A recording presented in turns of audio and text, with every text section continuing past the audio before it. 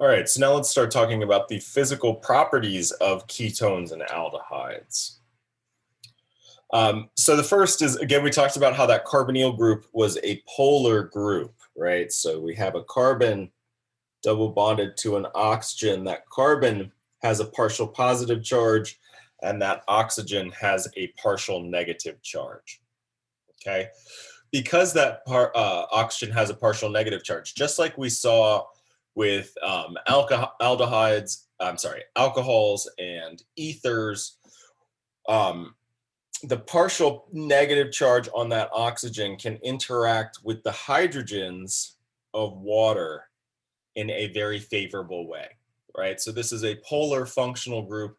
It will react with the water, which is of course polar, in a way that it can create these hydrogen bonds. Carbonyl groups can also sort of interact with other carbonyl groups really strongly as well, right? So again, if I have a partial positive charge on my carbons and a partial negative charge on my oxygens, well, remember, negative and positive charges attract one another. So that means that my negatively charged oxygen, partially negatively charged oxygen, will interact favorably with the neighboring carbonyl carbon, right? So this is what's called a dipole-dipole interaction. Again, that's because we call this partial negative, partial positive. This is a polar bond. We say it has a dipole. So when you have two dipoles interacting with one another, that's called a dipole-dipole interaction, okay? Because of that, they interact strongly with their neighboring molecules, right? So a ketone will interact very strongly with a neighboring ketone. That means that they have a much higher boiling point, right? Stronger intermolecular interactions than they would for like an alkane, which doesn't have this kind of dipole-dipole interaction, okay? However, the one thing about dipole-dipole interactions are they're weaker than alcohol hydrogen bonds, right?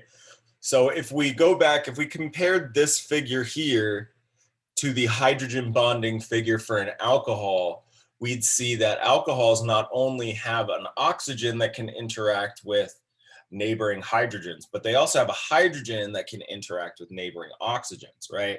So our aldehydes and ketones, they do have this oxygen that can accept hydrogen bonds, they can interact with hydrogens, but they don't have a hydrogen associated with them, right? There's no hydrogen in or bound to this oxygen.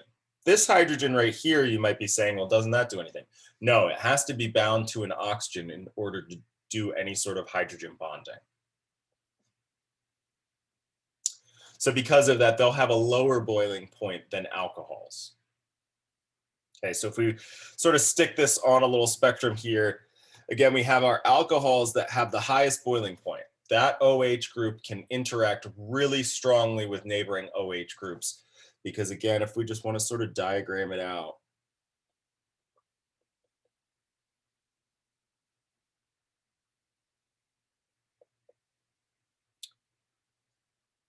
you can have the hydrogen, the oxygen of one interacting with a neighboring hydrogen, but you can also have a hydrogen interacting with the oxygen. This looks very similar to the diagram of the dipole-dipole interaction. The whole shtick is that when it's hydrogen involved, it becomes that much stronger. So hydrogen bonding is actually just a form of dipole-dipole interaction, but we put it in its own category because it's the strongest form of dipole-dipole interaction. So nonetheless, compared to something like butane, which doesn't have any sort of polar groups going on, that has a really low boiling point. Alcohol, again, has a really higher boiling point because it can do that strong hydrogen bonding. Our ketones and aldehydes, they're kind of in the middle. They can do dipole-dipole interactions, but it's not as strong as the hydrogen bonding of an alcohol. You know, in this particular example, the aldehyde had a lower boiling point than the ketone. That really isn't always the case. We don't want to say that as a rule that's set in stone. We're going to say that aldehydes and ketones have about the exact same boiling point. So you can't, right? We're all about like kind of picking out trends, rank these compounds in terms of increasing boiling point. I wouldn't ever give you an aldehyde or a ketone that were the like same number of carbons in an example, because we're going to say that those are about equal. Okay, so we can sort of take stock of our kind of comparing different things. I was trying to find a particular example here. This isn't, well, it'd be nice if there were alcohols on this table too, as well as alkanes to really compare these things to. The one thing that I'll point out, so again, we're going to say that given a certain number of carbons, so for example, that's a 4-carbon aldehyde and ketone, 5-carbon aldehyde and ketone, 6-carbon aldehyde and ketone. We're going to say that if they have the same number of carbons, their boiling points are about equal. Okay, so we're not going to say aldehydes are have a higher boiling point than ketones or vice versa. We're going to say that they're about equal. The one trend that is really important to note, and this is the same thing we've seen over and over and over again, is as the number of carbons increase, the boiling point increases. Right? So the longer that carbon chain is, the bigger that aldehyde or ketone is, the higher its boiling point is going to be. Okay. The other thing to point out is our solubilities. This is solubility in water. Notice that we have this sort of cutoff here. Anything lower than, shorter than 4 carbons is going to be soluble in water.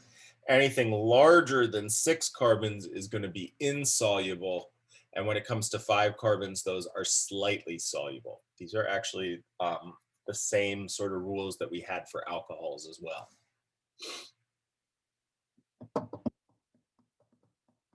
Okay, so again, this is sort of displaying why an aldehyde or ketone would be soluble in water. And again, it can form those hydrogen bonds. The book kind of bothers me that it just says hydrogen bonds all over the place.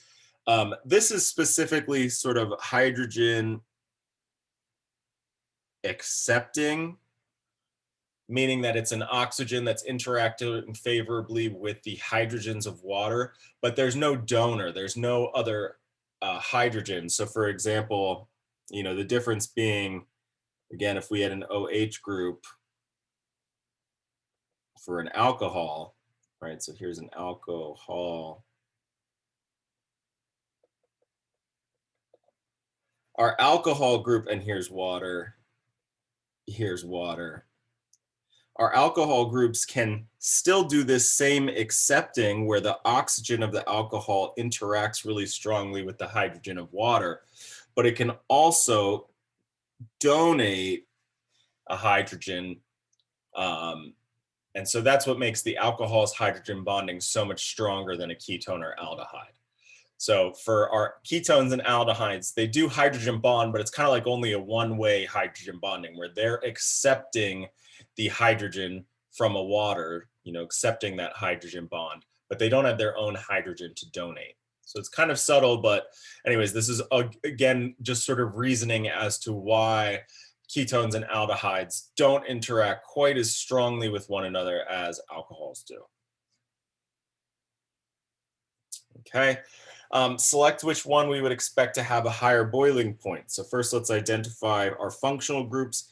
Here's an aldehyde versus an alcohol. Again, if I was at all confusing this lecture, the most important thing that I want to take away for you to take away is alcohols have strong hydrogen bonding, whereas ketones and aldehydes have sort of that more moderate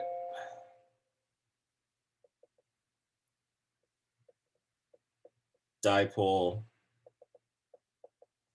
interactions. So in terms of which one would have a higher boiling point, it's going to be the alcohols. But if I'm going to compare aldehydes and ketones to, say, alkanes, they have no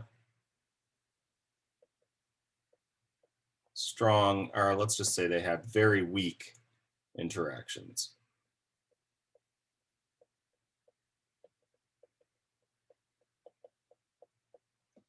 So a ketone would have a much higher boiling point than an alkane. Okay, same thing down here. Again, just sort of to identify functional groups, that would be a ketone functional group. So that's going to have a higher boiling point than an alkane would. Solubility in water. So what's the rules for our solubility in water for our ketones and aldehydes? Remember, for a ketone or aldehyde, same with an alcohol, actually, it's 4 and below, we're going to say are soluble. At 5, we're going to say it's slightly soluble. Anything larger, we're going to say is insoluble. Okay, notice that in my first one here on A, though, I have 3 carbons, but I have no functional group, no polar functional groups, right? So this one, just a straight alkane, is going to be insoluble in water. Alcohols under 4 carbons, or 4 carbons and under, are soluble. Aldehydes, 1, 2, 3, 4, so we're right under our limit here, so this will also be soluble. And then ketones, this one's only 3 carbons, so that would be soluble as well.